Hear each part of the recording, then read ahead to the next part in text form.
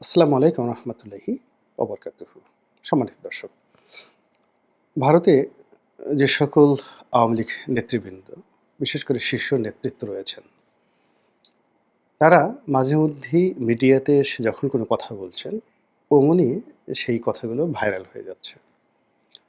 শেখ হাসিনা টেলিফোনে কার সঙ্গে কথা বললেন, সেটি নিয়ে বাংলাদেশের মানুষ খুবই মাতামাতি করছে। বহুদিন পর জনাব ওবায়দুল কাদের তিনি আবির্ভূত হলেন এবং দুটো গণমাধ্যমের সঙ্গে, একটা ভারতীয় এবং আরেকটা কানাডার। সেখানে তিনি তার মতো কথা বললেন। সারা বাংলাদেশ তাকে নিয়ে উত্তেজিত।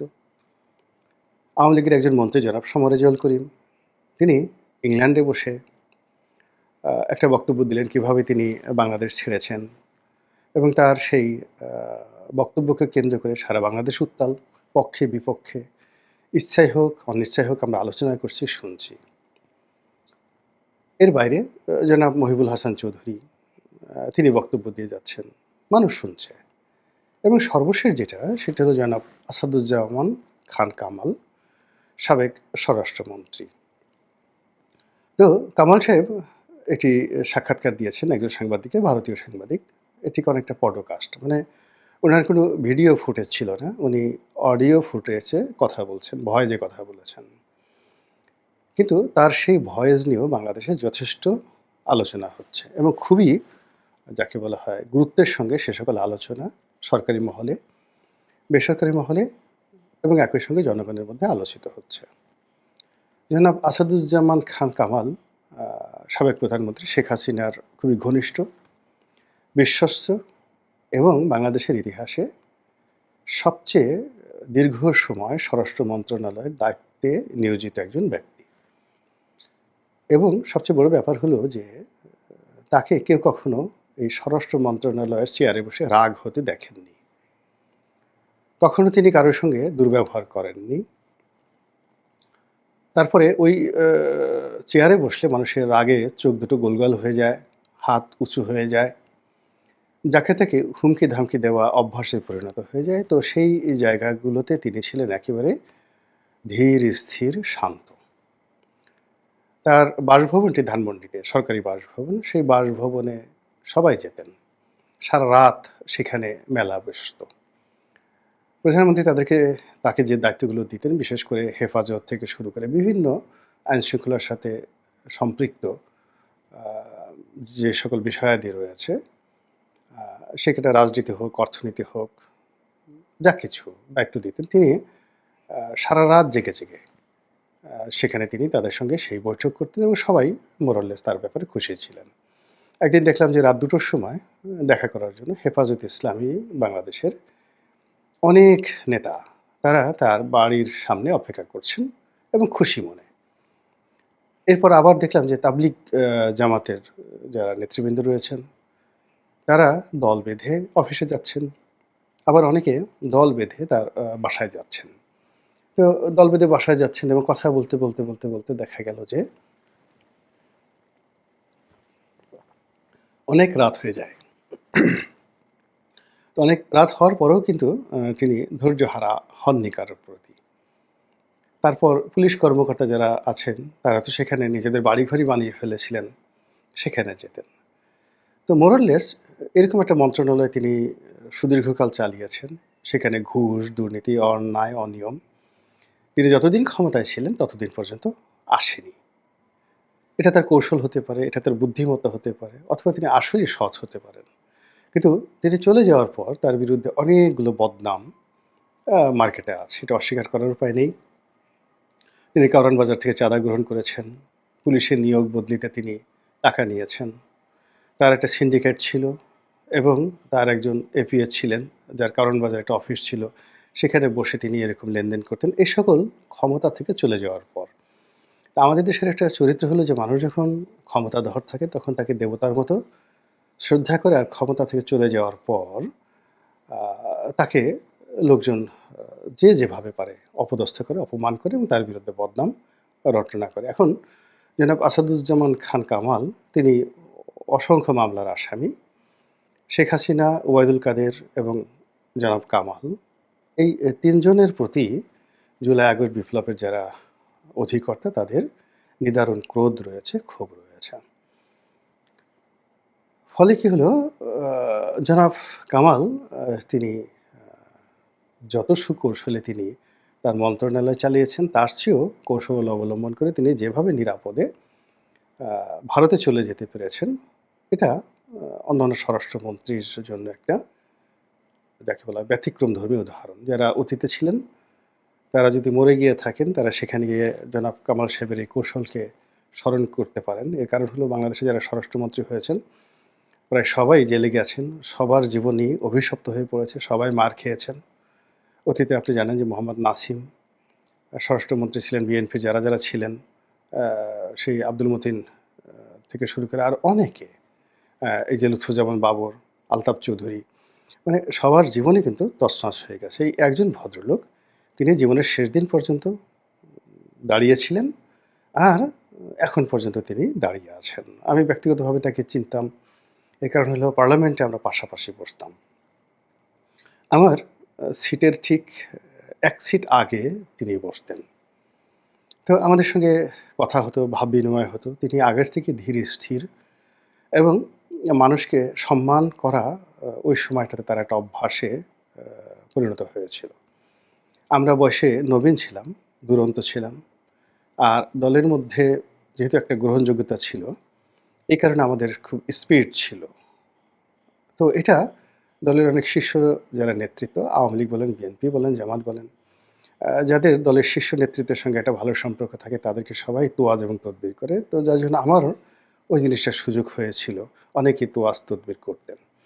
তো সেই দিক থেকে জনাব কামাল সাহেব উনি এরকম ছিলেন না। উনি স্বাভাবিকভাবে কথা বলতেন। তারপর শেষে সালাম দিতেন, সালাম নিতেন। আমরা একসঙ্গে নামাজে যেতাম। মাঝে মধ্যে আমি দুষ্টামি করতাম তাকে। একেবারে ২০০৯ সনের যে ফার্স্ট পার্লামেন্ট হতো, তো আমি দুষ্টামি করতাম, "কি ভাই আপনি এরকম ঘাড় বাঁকা করে হাঁটছেন? আপনার হাঁটা চলার মধ্যে একটা মন্ত্রী ভাব চলে এসেছে।" সে তখনো মন্ত্রী হয়নি। তো তিনি খুব হেসে দিতেন। হেসে দিয়ে বলতেন, "রনি ভাই কি যে বলেন, লিডার কি যে বলেন।" এত বিনয়ী ছিলেন। আমার মতো ছেলেকে তিনি ভাই বলে সম্বোধন করতেন। মাঝে মধ্যে লিডার বলতেন। এরকম। তো একবার উনি তো একজন মুক্তিযোদ্ধা ছিলেন। তো মুক্তিযোদ্ধাদের একটা অনুষ্ঠান ছিল আগরতলাতে। তো আমি একদিন বললাম যে, "আমার খুব ইচ্ছা আ আগরতলাতে যাবো।" যেহেতু মুক্তিযুদ্ধের সময়টাতে আগরতলাকে কেন্দ্র করে অনেক কিছু হয়েছে। আমি এর আগেও আগরতলা গিয়েছি। কিন্তু এই মুক্তিযুদ্ধ কেন্দ্রিক আলোচনাগুলো কেমন হয়? I have much interest। তো উনি আমাকে বেশ কয়েকবার বললেন যে, "রনি ভাই আপনি যে যেতে চেয়েছিলেন চলেন, যাই।" কিন্তু যেকোনো কারণে আমার যাওয়া হয়নি। তো পরবর্তীতে উনি যখন মন্ত্রী হলেন, মন্ত্রী হওয়ার পর উনার সঙ্গে আমার আসলে একদিনই কথা হয়েছিল অন্য একটা বিষয়। কিন্তু এর বাইরে উনার সঙ্গে আমার কখনোই কথা হয়নি। কিন্তু যেহেতু তার সঙ্গে আমার একটা ভালো সম্পর্ক ছিল, তো তিনি ওই পদে আছেন, আমার একটা কমফোর্ট জোন ছিল। তো যাই হোক তিনি এখন চলে গেছেন। তার বিরুদ্ধে যে সকল কথাবার্তা শুনছি, সঙ্গতের কারণে আমি আঘাতপ্রাপ্ত হচ্ছি, কষ্ট পাচ্ছি। আবার রিসেন্টলি তিনি বক্তব্য দেওয়ার পর আ সামাজিক মাধ্যমে এটার যে ঝড় হচ্ছে, আমার কাছে মনে হচ্ছে যে এটা নিয়ে কিছু কথাবার্তা বলা দরকার। আমার কাছে যেটা মনে হচ্ছে যে জনাব কামাল আওয়ামী লীগের যুদ্ধের প্রস্তুতি কি বার্তা দিল ভারত? পরিচয় করে দেওয়া হচ্ছে তিনি আওয়ামী লীগের একজন শীর্ষ নেতা। তিনি যতদিন মন্ত্রী ছিলেন ততদিন আসলে শীর্ষ মন্ত্রী ছিলেন। কিন্তু আওয়ামী লীগের শীর্ষ নেতা ছিলেন না।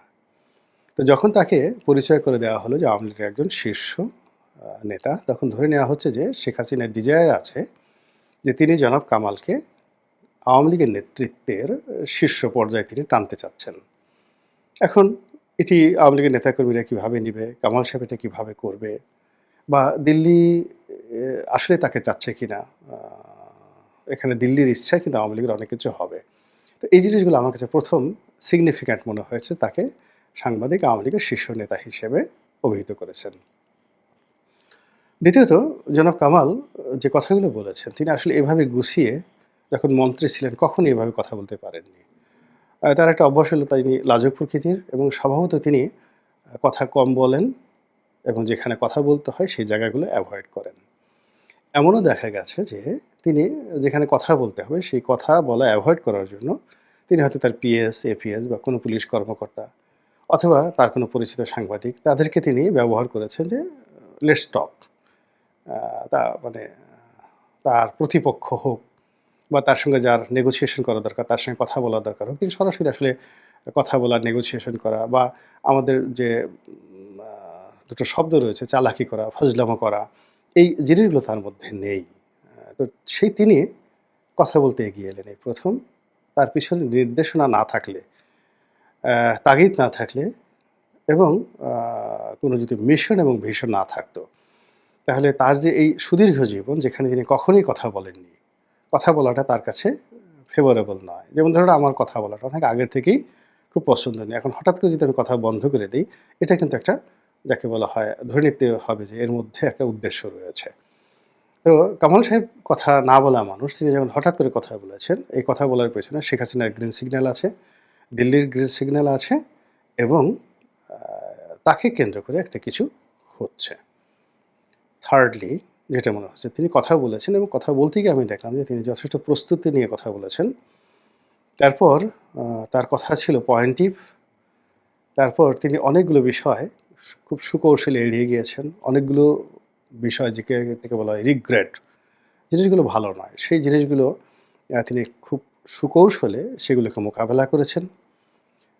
অনেক বিষয়ে নিজেকে, দলকে রিনোভেট করার চেষ্টা করেছেন এবং তিনি যে আগামীর একজন নেতা, সেটাকে প্রমাণ করার জন্য আ যে ধরনের কমান্ডিং ভয়েস দরকার, যে ধরনের দূরদর্শী বক্তব্য দরকার, যে ধরনের অথরিটিয়ান আ কর্তৃত্ববাদ দরকার, ঠিক ঐরকম একটা কর্তৃত্ব তিনি তার সেই বক্তব্যে তুলে ধরেছেন।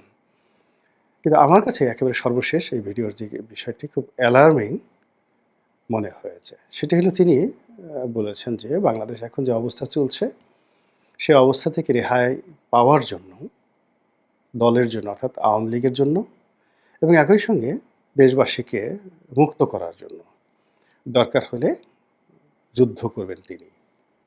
আওয়ামী লীগ যুদ্ধ করবে এবং অস্ত্র হাতে ডাইরেক্ট আরেকটি মুক্তিযুদ্ধ করবেন। যেমন ৭১ সালে মুক্তিযুদ্ধ হয়েছিল, সেই মুক্তিযুদ্ধটা চলে গেছে আবার পাকিস্তানের হাতে বা অন্য কোনো শক্তির হাতে। তো কাজেই তাদের বিরুদ্ধে যুদ্ধ করার জন্য আবার তারা প্রস্তুতি নিচ্ছেন। তো এটা যখন জনাব আসাদুজ্জামান খান কামালের বক্তব্য আমরা শুনলাম পডকাস্টে, ঠিক সেই সময়টাতে দেখলাম যে বেশ কয়েকটি ফটো কার্ড ব্যবহৃত হয়েছে। সেখানে বলা হচ্ছে যে জনাব আসাদুজ্জামান খান কামাল বাংলাদেশে আছেন কি? আমি পড়ি নাই, আমি শুধু দেখেছি আরটিভি বা কোনো একটা টেলিভিশনের জন্য এরকম একটা ফটো কার্ডে দেখানো হচ্ছে যে তিনি হয়তো এখন বাংলাদেশে আসছেন বা আছেন, এরকম। কিন্তু আমরা এর আগে জানি যে তিনি কলকাতাতে আছেন। সেখানে তিনি নিরাপদে আছেন এবং বেশ কয়েকটা ছবিও দেখেছি। তো তিনি যদি বাংলাদেশে এসে থাকেন, এর মধ্যে আবার ভারত থেকে প্রচারও করা হচ্ছে যে শেখ রেহানাও বাংলাদেশে আছে। তো নানা কিছু মিলিয়ে আওয়ামী লীগকে যেভাবে ভারত ম্যাটেরিয়ালাইজ করছে, যেভাবে আওয়ামী লীগের মধ্যে নেতৃত্ব তৈরি করার চেষ্টা করা হচ্ছে, যেভাবে আওয়ামী লীগের মধ্যে বিভিন্ন রকম ওয়েব তৈরি করে হিট অ্যান্ড হার্ট এই নীতি অবলম্বন করে তাদেরকে আরেকটা যুদ্ধের দিকে ঠেলে দেওয়া হচ্ছে এবং এই কাজটি যদি ভারত করে চাণক্য নীতি অনুসারে এবং ৭১-এ ভারত যে কাজ করেছে তারা যদি আবার এসে ২০০০ সেই ২৫ সনে ২৬ সনের সেই কাজটি তারা করার চেষ্টা করে, তাহলে এটি আমাদের জন্য নিঃসন্দেহে একটা মানে যাকে বলা হয় একটা নতুন এরা তৈরি হবে। আমরা এখনও জানি না যে ভবিষ্যতে আমাদের জন্য আসলে কী অপেক্ষা করছে। একদিকে আমেরিকার ঝনঝনানি, অন্যদিকে মায়ানমারের ঝনঝনানি, অন্যদিকে আরাকান আর্মির ঝনঝনানি, পাহাড় অশান্ত, শিলিগুড়ি করিডোরের ওপাশে ভারতীয় সৈন্য সমাবেশ, এর মধ্যে আবার আসাদুজ্জামান খান কামাল সাহেবের যুদ্ধের হুমকি। মহান আল্লাহ ভালো জানেন, তিনি আমাদের সবাইকে হেফাজত করেন এবং হেদায়েত দান করেন। আসসালামু আলাইকুম ওয়া রাহমাতুল্লাহি ওয়া বারাকাতুহু।